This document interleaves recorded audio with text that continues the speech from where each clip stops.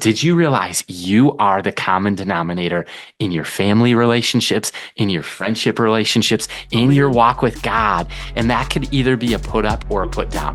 It could either be something really encouraging that I told you or something discouraging. Why is that, babe? Because the truth comes out. I mean, if you have crummy relationships and there's a bunch of rolling heads in the wake of dead bodies, that means that maybe you're not the best at stewarding good relationships or friendships and family dynamics. Or you could be celebrating like, I love my family. We have some amazing partners that we love to team up with, and GFA World is one of those people. So it's one small step for man. Neil Armstrong sets foot on the moon. One giant leap for mankind. Sometimes one small step can lead to a giant leap. If you have a call to change the world for Christ, GFA World invites you to their ministry apprenticeship program. Take one small step. Log on to gfa.org/apprenticeship. Go to gfa.org/apprenticeship. if you're looking to take off 3 months and you're like, I don't know what I want to do with my life. What's next? If you want to get paid to live in Texas, to learn how to pray for the nations and potentially be called into some form of ministry, you can check out the link, check out the videos of GFA World. They're one of our amazing sponsors, and we just love what they are doing and what they represent. And this series is also presented by Minnesota Young Adult Weekend. You can join hundreds of young adults from across the state of Minnesota and us in Alexandria, Minnesota. We'll see you at Lake Geneva. Bring your young adult ministry, your campus ministry, your friends, and be ready to meet some new godly community as well. The dates are May 16th through 18th. And just like Micah said, the link is in the show notes. Get signed up today. You're listening to the FYI podcast. I'm Josiah Keneally. I'm Micah Keneally. This is a podcast where we unpack listener and viewer-based questions around adulting. Maybe you're in your 20s, your late teens, or your early 30s. Young adulting is hard. You don't have to do it alone. We unpack questions about theology, life, adulting, relationships, finances. 2025 has been a year where we've unpacked love. 4 types of love. God is love. And we're in the Storge series talking about family, which is complicated sometimes. But did you realize you are the common denominator in your family relationships, in your friendship relationships, in your walk with God? And that could either be a put up or a put down. It could either be something really encouraging that I told you or something discouraging. Why is that, babe? Because the truth comes out. I mean, if you have crummy relationships and there's a bunch of rolling heads in the wake of dead bodies, that means that maybe you're not the best at stewarding good relationships or friendships and family dynamics. Or you could be celebrating like, I love my family. I love my life. I love my friends. And I am a common denominator. And maybe that denominator, like you're the initiator of the denominator factor. So I just think that it could be super encouraging, or it could be like a whomp upside the head, realizing like, oh man, I need to start becoming a friend. Some work to do. Yeah, like I got to start becoming the friend and family member that I need to be, that I wish I had, maybe more or less. So For sure. I don't know. That's where I go. Well, as we look at today's verse of the day, comes from Proverbs 19:8, which says, he who gets wisdom, the young adult who gets wisdom loves their own soul, and the person who keeps understanding will find good. Today's question comes from Robert. We were at a conference with college students, a couple thousand college students. Check out what Robert had to say for a question on the FYI podcast. Here goes. Man, what's your name? What's up? My name is Robert.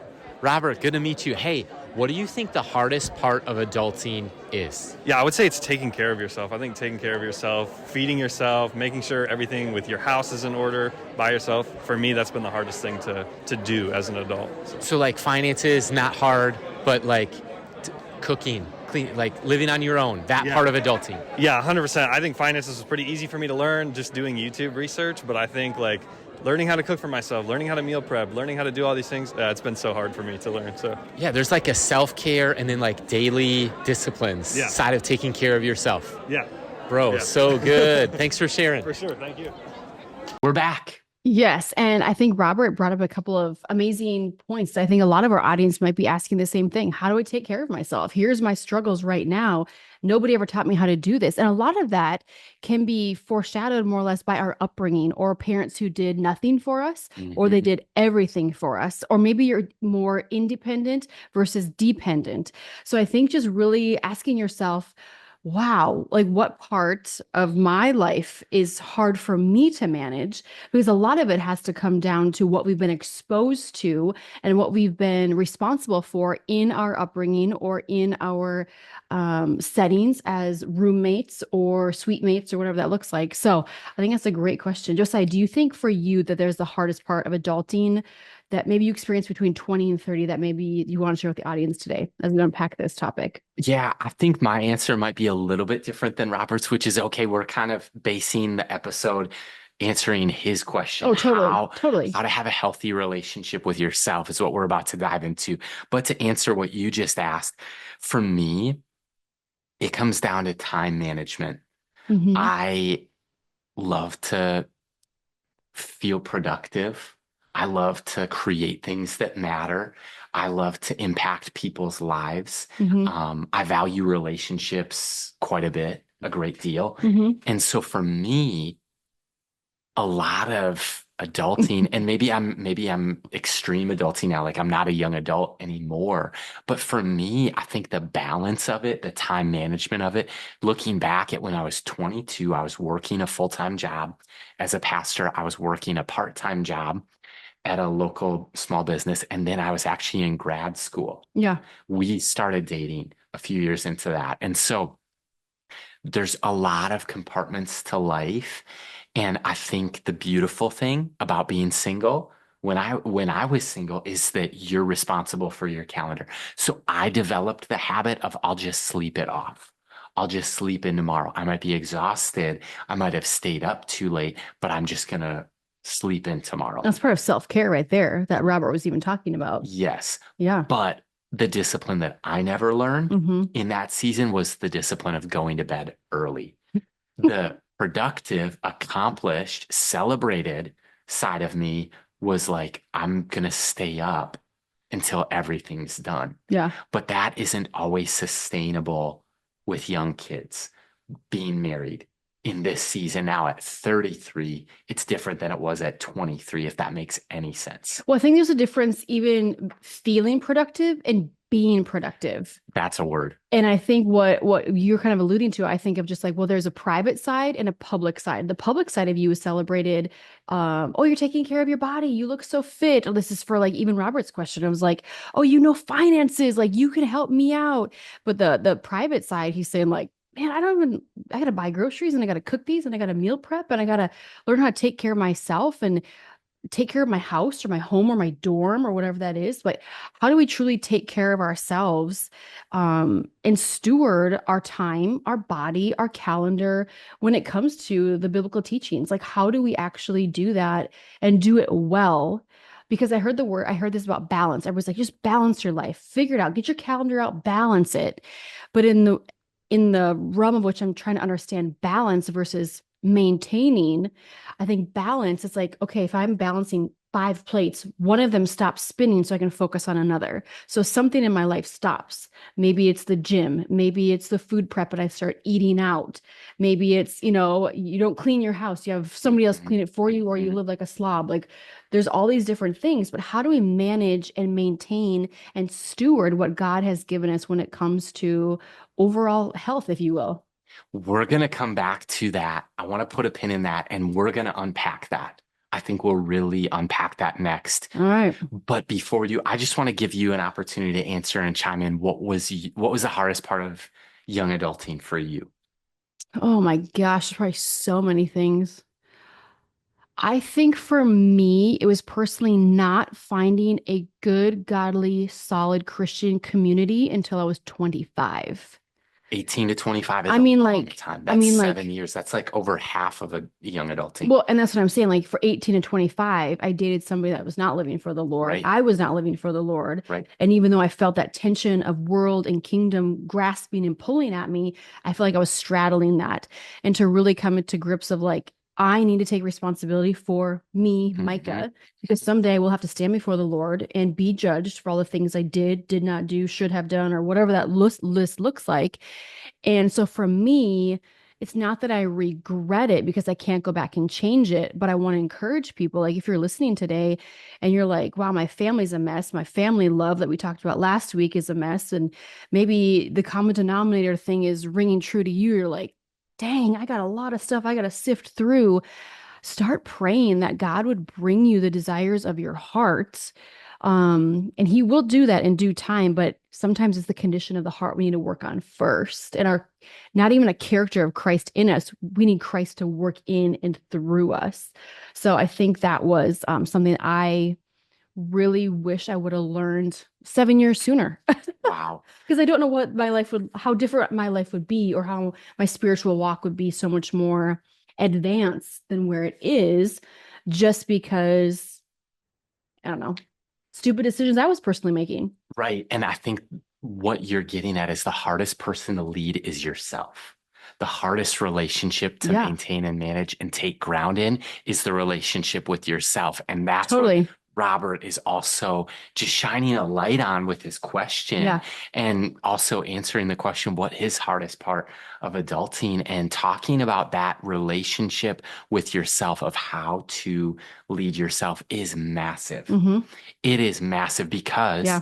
this will impact your marriage someday, should you choose to get married. This will impact your future family and future generations of not only kids, but grandkids and great grandchildren. Yeah. So how you lead yourself has a ripple effect into future generations. Hmm. How you also manage money. This boils down to self-discipline and self-leadership, healthy choices from the kitchen to eating out, Hmm. all of this. And so I think that that's why so many self-help books really sell well Hmm. at Barnes and Yeah. Noble and on Amazon.com, is because people struggle and there's not a lot of roadmaps to help us as young adults lead ourselves well. Well, and maybe you're even listening today, and if you can relate to, is it Paul in the Bible? Yep. I want to get Romans this 7. right. When he's like, I do what Romans I 7. don't want to do, and I don't do what I know I should do. Yep. And I'm just like, that's, I think, where I was. I'm like, I know this is wrong, but I'm going to keep going down this path because I think it's fun. There's a thrill about it. But really realizing, like, at the end of the day, like, our sin separates us from God, and our sin truly equals death, but when we have Christ in us, it's a death to self and a freedom on any and all levels, that there's no condemnation, there's no shame, there's no guilt, that there is a complete freedom. So maybe you're like, wow, like I want to get to the gym, but I don't even have a gym membership. Like I want to learn how to do my finances, but I'm living off of next month's whatever, like Mhm. salary, and I'm just trying to catch up, and I'm just living paycheck to paycheck. So I just think that that's that tension that I think a lot of young adults are in, because we're trying to get ahead in a world that says we're behind. And then when we're really behind, we're getting swallowed up by the world because we think we're trying to keep up with this facade that's projected onto us. But in reality, it's like, sheesh, what do you got? Because you said that about Who is that? there, I got it to come in clear. Because to Micah see it. said that about finances, this is a picture of Dave Ramsey with his head in his hands. Because DoorDash and Klarna have signed a deal where customers can choose to pay for food deliveries in interest-free installments, aka monthly payments. So you can now Oh my gosh. order Anything you want. you can order Buffalo Wild Wings and pay for it over the monthly payments on your $32 delivery. So Yeah. like Oh my gosh. like the world that I we didn't know live in that. makes it so convenient to make bad decisions. That's the But message of even this. just going off what Dave would say, like live like nobody's living now, so you can live later like nobody else is able to live.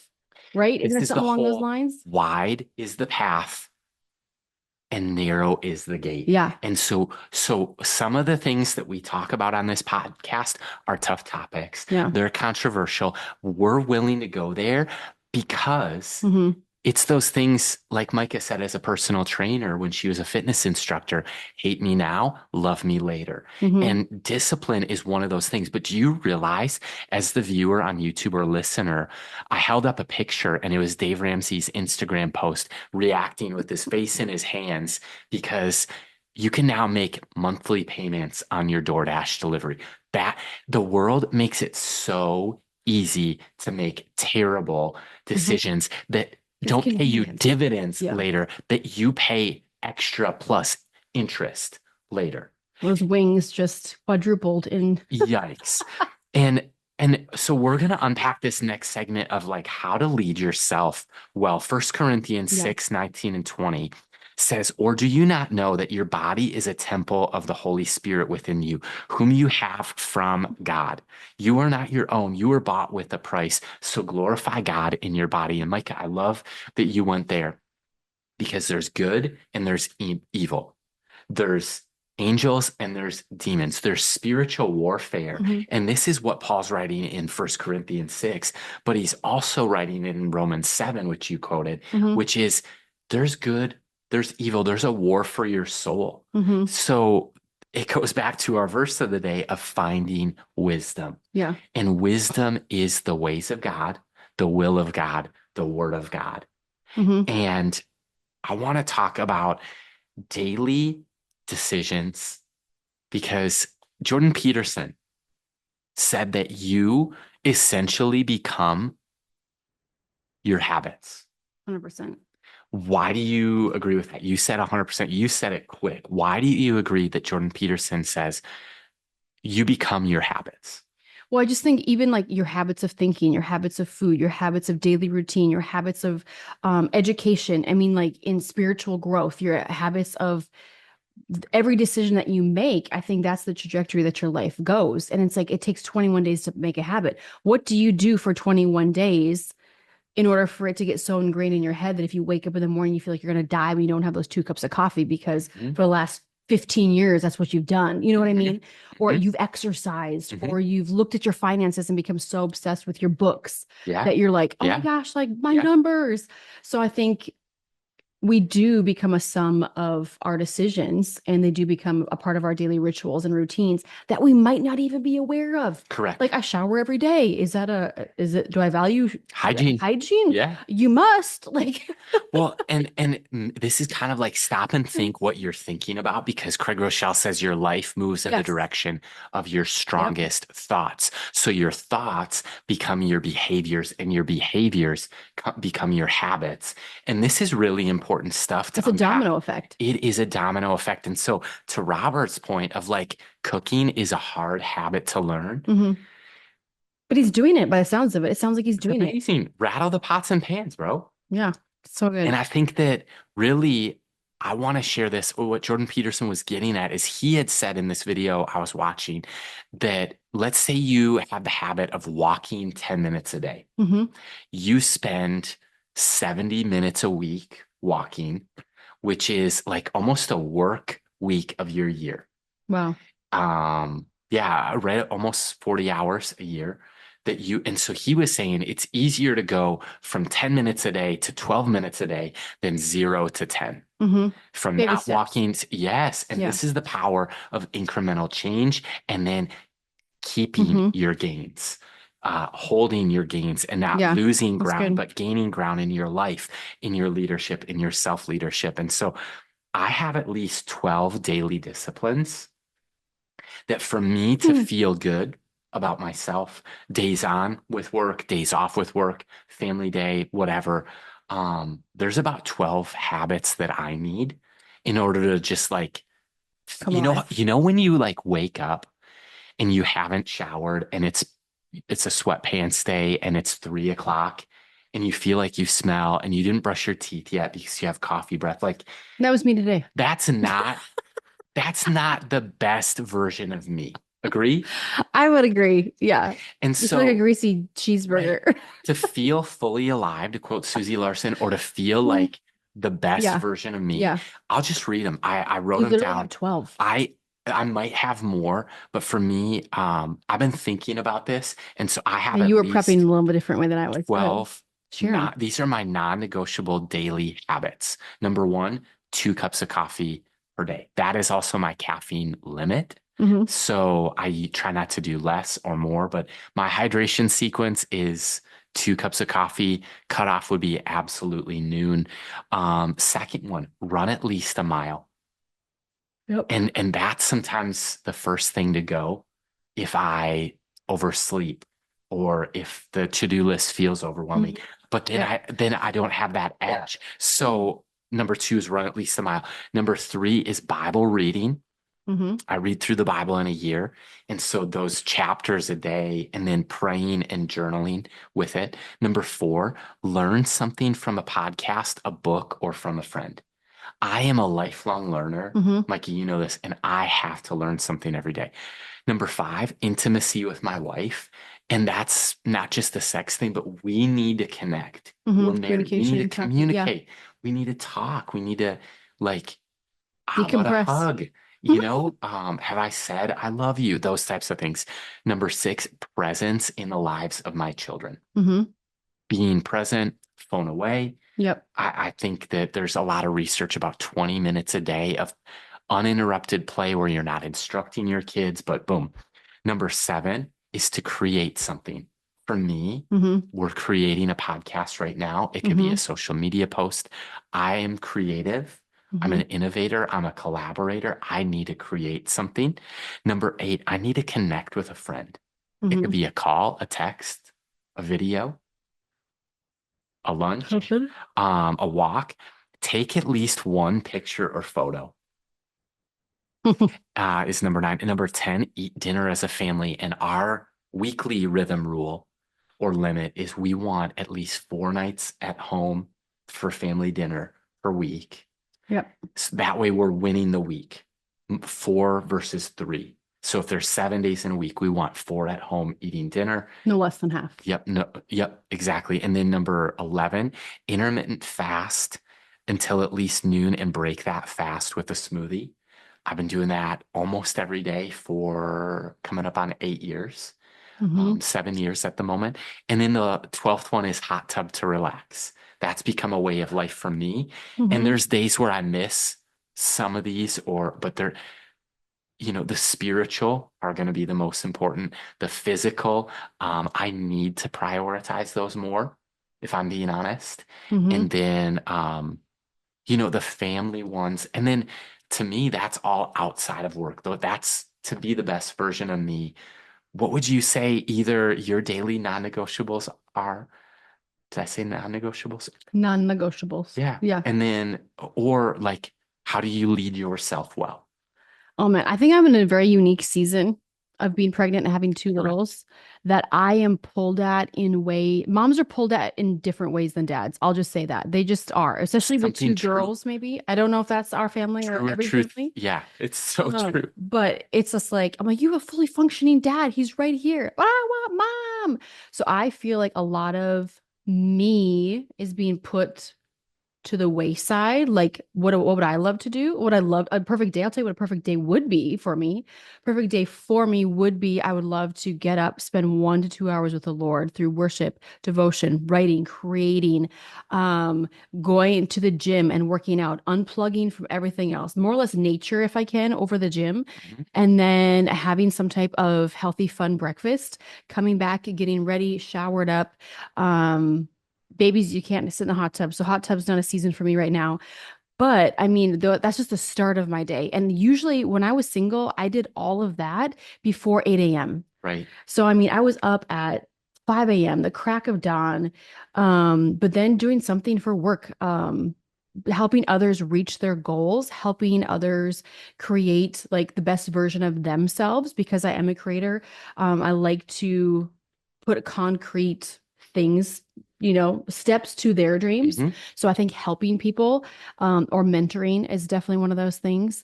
I love to cook and in the kitchen. So preparing something in that way is something that I enjoy. And then you guys, I used to love to work out so much. I feel like for 10 years, I have not worked out daily, but for 10 years, I worked out several hours a day. So I think after this baby, I have some different goals and different Right. dreams and desires, but non-negotiables are like reading scripture, spending time with the Lord. But that time is very limited right now. I don't sit there for an hour. I'm lucky if I get 2 minutes without somebody running in the room saying Mhm. something. So I think giving yourself grace, even as a listener today, you're 100%. like, I'm not in the season, but I'm like, if you are single, if you're a college student with a job, like what you prioritize does get done. And I'm sitting there looking at some of my friends who have 3 kids, and I was like, dang, I'm like, how does she do it? Mhm. She prioritizes what she wants to get done, and she's able to do that. Mhm. So I just think like if you're single, there are no excuses. If you're working hard, there are no excuses. There are families that we know that have 10 kids and 2 parents, and there's a family of 12 that are changing God's kingdom, and they're doing it. Yep. So I'm just like, if we could just eliminate the excuse. So, but if you are in a season where you're sick and you're trying to recover, or you're walking through some very deep spiritual things, like extending grace to yourself, but also taking life by the reins of saying like, God, like my health is important. Because if we go back to that scripture, what does it say? Like my body is the temple. Yep. If I'm not feeding it, if I'm not working out, if I'm not spending time with God, my mental state, my physical state, my emotional state, my relational state, like those are definitely things that you need to make and take a priority with.